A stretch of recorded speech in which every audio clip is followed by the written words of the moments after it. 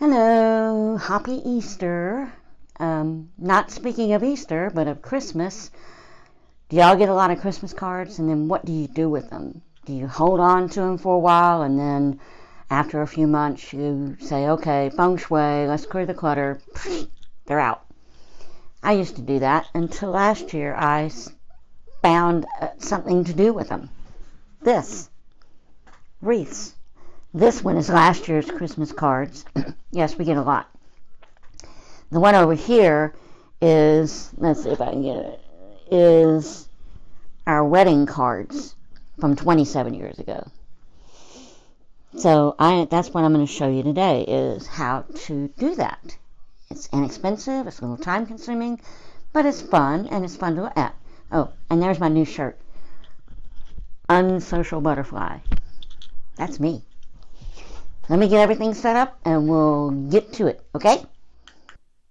Okay, before we get into it, I guess I'll tell you what you need.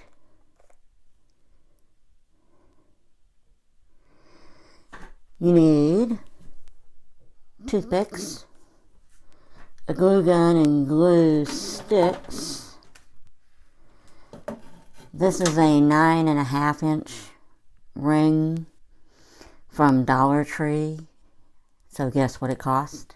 $1. This is some patterns that I just got off the internet.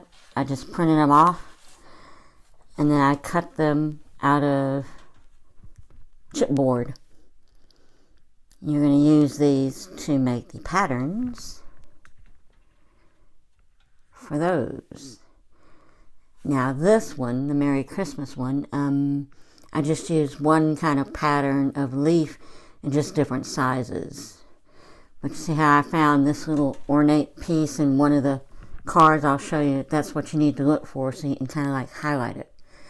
This one, the wedding one, our lovely wedding, I used different patterns of leaves and different sizes to cut out. And then I found little things on the cards, that stand out that I liked, and use those.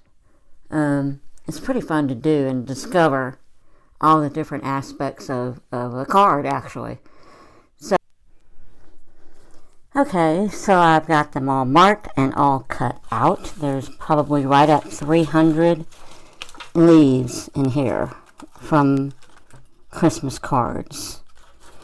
You can find the most wonderful and amazing things. One of the practices of doing this is you get to reread what people have written to you, and you should reread it and look at it and maybe incorporate that into your design.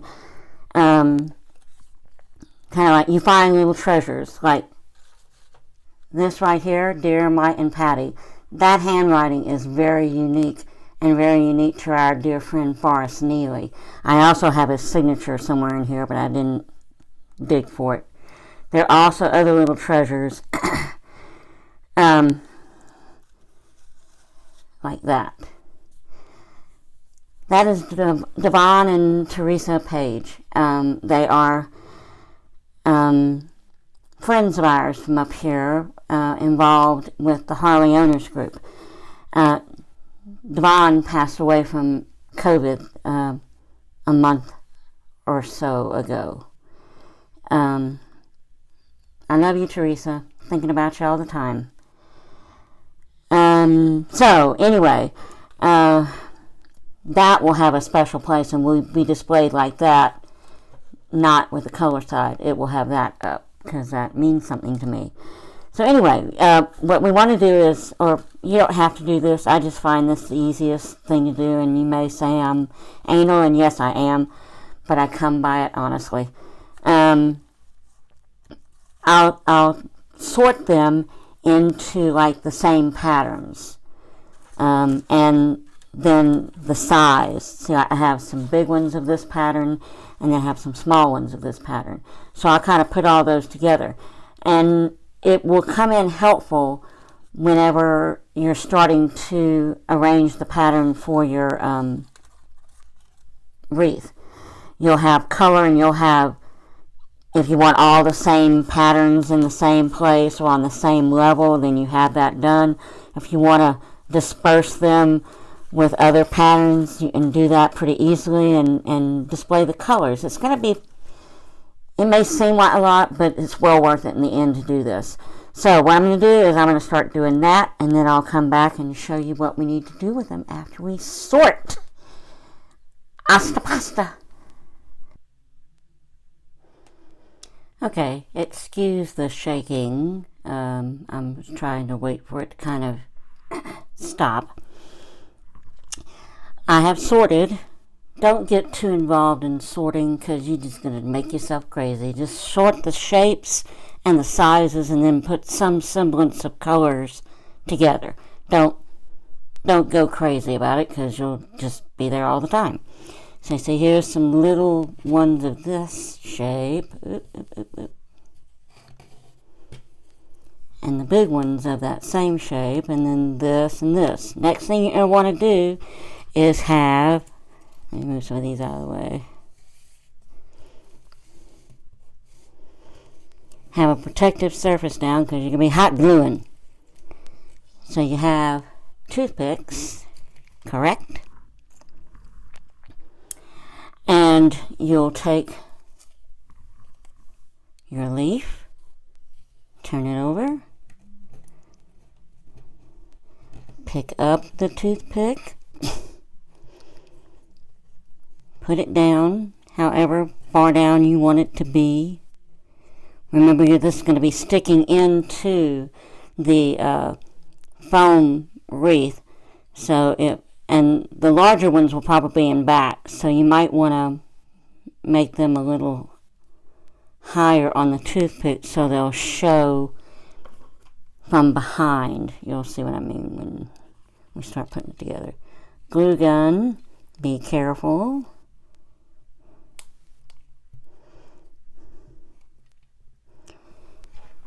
Go with the toothpick. Ta-da! Move on to the next one. Make sure it's down in the glue. Since I'm doing this standing up, it's kind of hard to maintain a little.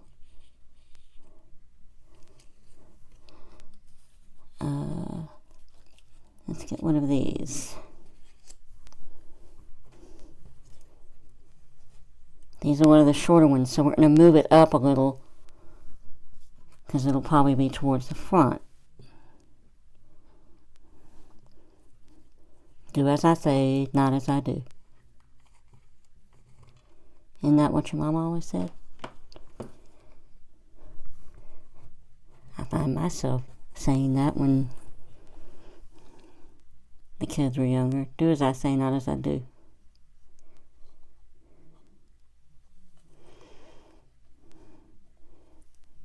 So, just continue to do that with the rest of them. I have kind of come to decide, I have so many of them that I might just take some like this. Move that out of the way.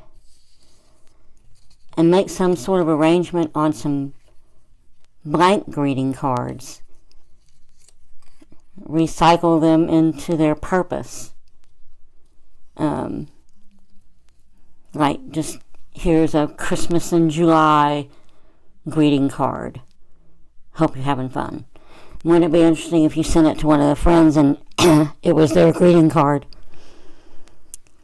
Anyway, that's what I'm going to do. I'm going to put toothpicks on the back of these, and then we'll come back and we'll see about trying to finish it up.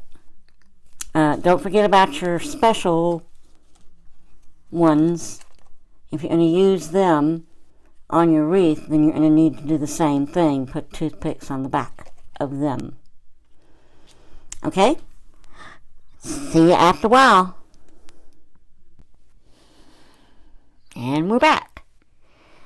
So I put toothpicks on most all of the leaves. And they are still separated into their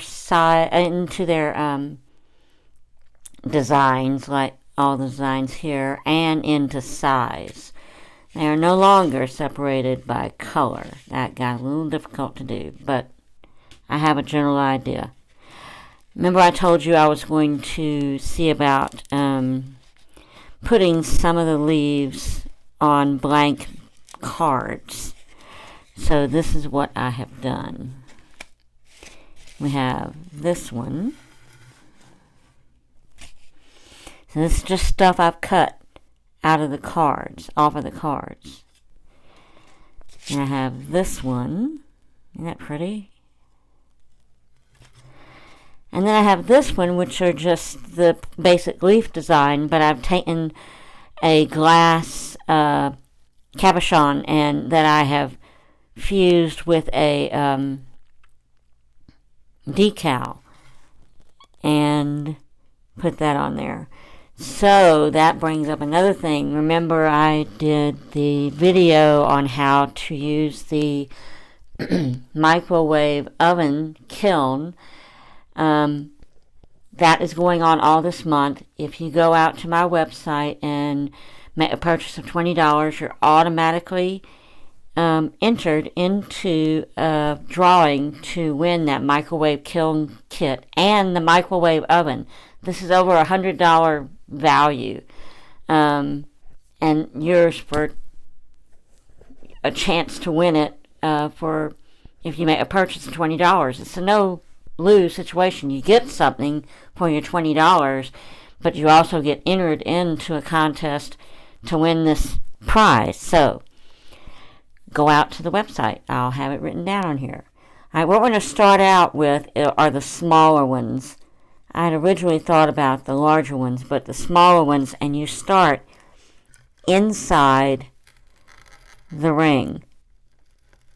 I also decide that this is going to be the bottom since that's where it's joined, and then of course that would mean that would be the top. So you come along and you just start putting, let's see, putting the smaller ones in here and putting them pretty close together, maybe turning it out a little, to where you can see the leaves like that.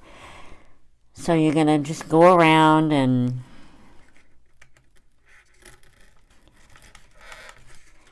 do that. Let's choose that one.